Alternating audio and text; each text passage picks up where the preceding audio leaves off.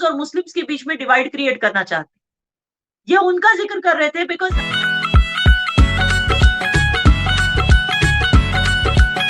Hello दोस्तों, सत श्री अकाल, नमस्ते, अस्सलाम वालेकुम, वेलकम बैक। तो कैसे हैं आप? आई होप आप सब ठीक ठाक होंगे। तो आज की हम जो वीडियो देखने लगे हैं उसका टाइटल तो ये है कि बहुत सारे मुसलमान ये समझते हैं कि मोदी जी जो वो हैं वो मुसलमानों के कातिल हैं। तो इसके बारे में एक कश्मीरी लड़की क्या कहती है वो इस वीडियो में हम देखेंगे।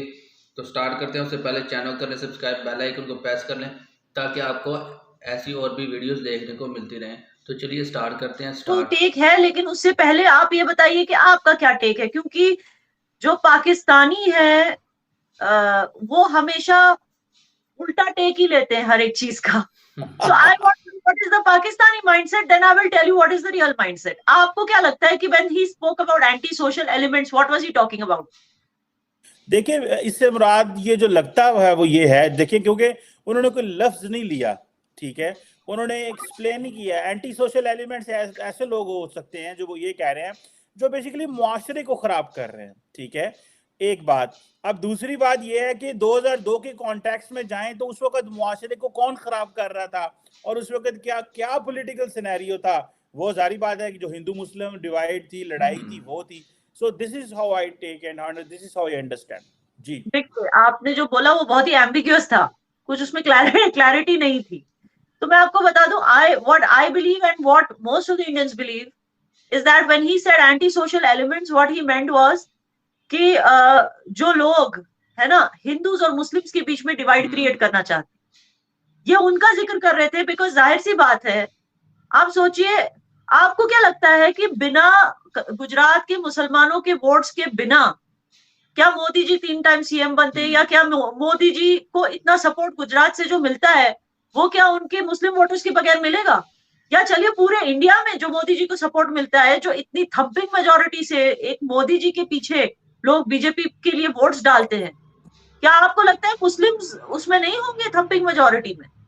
क्या आपको लगता है सारे मुस्लिम्स उनके मुखालफत में? और जो मुस्लिम्स उनके साथ है, मानते हैं कि कुछ मुस्लिम्स हैं जो उनको जिम्मेदार ठहराते हैं गुजरात 2002 राइट्स के लिए, जिसमें 790 मुस्लिम्स मर गए थे, मगर 790 उससे पहले गोधरा भी हुआ था।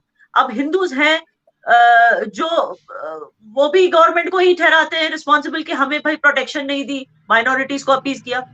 तो एज अ डेमोक्रेटिक कंट्री हमें वो हक है कि हम अपनी गवर्नमेंट को ब्लेम कर सकते हैं, मगर end of the day votes भी तो मोदी जी को ही जा रहे हैं, चाहे वो हिंदूज के हो या मुस्लिम्स के हो।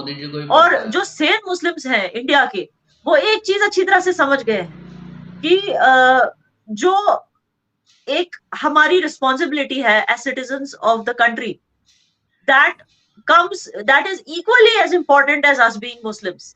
तो ये चीज वो समझते हैं कि हमारी कंट्री में अगर मेजोरिटी जो हमारे भाई बहन हैं वो हिंदूज हैं, हमें उनके साथ रहना है जी, हमें मत उनसे अलग होना है, या हमें एक देश का टुकड़ा अलग करके उसको निजाम मुस्तफा बनाना है।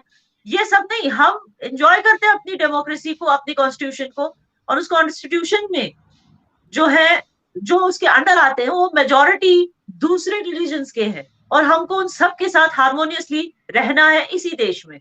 और हम अगर बार बार पास्ट में जाकर बोलेंगे कि भाई इस साल में ये हुआ था मुसलमानों के साथ, उस साल में ये हुआ था, फिर वो भी पलट के हमें बोल सकते हैं कि उस साल में 1990 में एक्सोडस हुआ था हिंदूज का कश्मीर से, उस गोधरा ट्रेन में आग लगाई गई, हिंदूज को जलाया गया, वो भी पलट के हमें। तो ये जो आर्ग्यूमेंट है कभी खत्म होगी ही नहीं, हम कभी आगे मूव ऑन कर ही नहीं पाएंगे।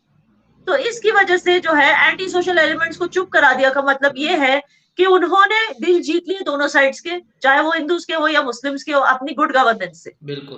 तो जो एंटी सोशल एलिमेंट्स जो गवर्नेंस से हटके इन कम्युनल चीजों पे ध्यान देने की कोशिश, लाने की कोशिश कर रहे थे, उनको चुप करा दिया। This is what I believe. बिल्कुल ठीक है। आपने कहा कि जो बेसिकली वो दोनों तरफ बात कर रहे थे, यानी कि 790 मुसलमान मारे गए थे और 254 हिंदूज जो थे उस वक्त मारे गए थे। तो बेसिकली ये दोनों तरफ जो है वो किया जाता है। लेकिन इसका इंडियन मीडिया जो है वो ये क्यों कह रहा है, अमित शाह साहब के और नरेंद्र मोदी को तनकीद क्यों कर रहा है फिर इस हवाले से? क्या आप समझिए इंडियन मीडिया जो है वो गलत रीड कर रहा है अमित शाह साहब की बात को? देखिए अनफॉर्चुनेटली लॉबीइज्म हर जगह होती है और इंडियन मीडिया में भी है। एक सेक्शन लॉबी करता है सच का, दूसरा सेक्शन लॉबी करता है एक ऐसी गवर्नमेंट का जो फेल हो चुकी है, और उनको उनको प्रेफरेंस देने के लिए, मतलब उनको लाइमलाइट में लाने के लिए एग्जिस्टिंग गवर्नमेंट को उनको एग्जिस्टिंग गवर्नमेंट की तो तनकीद करनी पड़ेगी। तो आप शायद उस हिस्से की मीडिया की बात कर रहे हैं जो उस लॉबी की है, तो आई वोंट ब्लेम यू। जबकि मोस्ट ऑफ द मीडिया, आप चाहे मीडिया बोलो, मीडिया जो है इंडिया की, most of it stands for the truth.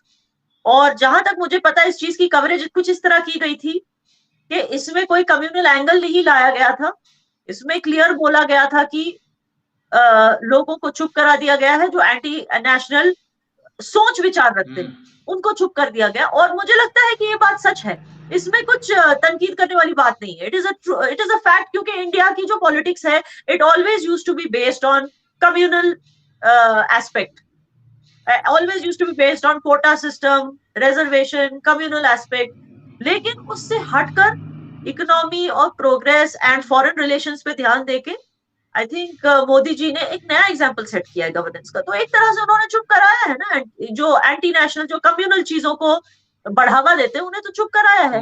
अब जाहिर सी बात है जो मीडिया हाउसेस इन चीजों पे थ्राइव करती है कम्युनल एस्पेक्ट पे, वो तो तनकीद करेंगी ही ना स्टेटमेंट का। बिल्कुल ठीक है। तो अच्छा ये बताइएगा कि आपने थोड़ी देर पहले बात की निज़ाम मुस्तफ़ा की, आप समझते हैं कि इंडिया के अंदर जो मजहबी जमातें हैं, मुस्लिम मजहबी जमातें जो हैं, वो बात करती हैं कि इंडिया के अंदर निज़ाम मुस्तफ़ा आना चाहिए? बिल्कुल नहीं, ऐसी बात होती थी एक जमाने में कश्मीर में, वो भी बंद हो गई। और वो भी मेहरबानी थी आपकी बेनजीर भुट्टो साहिबा की, जिन्होंने ये इस तरह की आग कुछ लगा दी अपने उस तकरीर में। तो वो जो उन्होंने तकरीर की थी, लेकिन आज दिन देखो कैसा आ गया है, उनका अपना बेटा मंदिर में जाके शिव की पूजा कर रहा है। तो वो एक मैडम थी जो कहती थी कि कश्मीरी मुसलमान है, कश्मीरी मुजाहिद है, कश्मीरी ये है, फलाना फलाना, पक्के मुसलमान है। और मतलब इतने गुरूर से कहती थी जैसे कि as if she is one of us. लेकिन उनके बेटे ने एक नई मिसाल कायम कर दी, वो जाकर हिंदुओं के साथ पूजा पाठ कर रहे हैं। तो things have changed a lot and I think it's time Pakistan should accept that. बिल्कुल ठीक है, पाकिस्तान को अगर आप समझती हैं। अच्छा, एक इंडिया के अंदर ये बात हो रही है कि जैसे फॉर एग्जांपल इंडिया की जो मौजूदा सरकार है वो इंडिया की जो हिस्ट्री बदलना चाहती है। फॉर एग्जांपल टेक्स्ट बुक्स जो हैं, करिकुलम जिसमें हिंदू नेशनल पर्सपेक्टिव जो हैं उसको इनकॉर्पोरेट किया जा रहा है। आप क्या समझती हैं, ऐसी बातें हो रही हैं या ये जो अमित शाह साहब ने बात की है एंटी सोशल एलिमेंट्स, क्योंकि उसको बहुत सारे लोग उस तरह नहीं समझ रहे जिस तरह आप समझ रही हैं, तो ये जो इंडिया के अंदर बहस शुरू है कि जी एक तरफ करिकुलम और टेक्स्ट बुक्स को चेंज किया जा रहा है, तो आप समझती हैं कि ये जो रीराइट करने की हिस्ट्री की बातें हो रही हैं, how does the society basically consider this change? They are embracing this और दे बिलीव कि जो पहले थे वैसे ही रहना चाहिए? देखिए जी, इसमें सोचने वाली कोई बात ही नहीं है। जो जाहिर सी बात है, जो लोग बाहर से आए थे इंडिया में, जिन्होंने इन्वेड किया इंडिया को, वो इन्वेडर्स हैं। और हमारी हिस्ट्री बुक में उनको हीरोज क्यों बनाया जा रहा है? That is not the way you look at things. Otherwise, what are we teaching our future generations? कि you openly accept people coming into your country and invading and then make them heroes. मतलब हमें ये सीख तो नहीं देनी है ना। और जिसको आप लोग बार बार हिंदू नेशनलिज्म बोलते हैं, वो हिंदू नेशनलिज्म नहीं है, वो हिंदुस्तानी नेशनलिज्म है जिसमें मुसलमान भी आते हैं। मैं आपको बता दूं, जो शिवाजी थे, महाराष्ट्र मराठा जो किंग थे शिवाजी, उनकी आर्मी में 10,000 मुस्लिम सोल्जर्स भी थे जो लड़े थे मुगलों के खिलाफ। तो वो दरअसल हमारे हीरोज हैं, लेकिन उनके बारे में कोई बात नहीं करता। जो ये बाहर से आए थे, ये बाबर, हुमायूं, ये अकबर, इनको हीरो बना के रखा है। मेरे ख्याल से ये सही बात है कि हम अपने चंद्रगुप्त को हीरो दिखाएं, हम अपने, या आप कश्मीर की बात करो, हम ललित आदित्य को हीरो दिखाएं।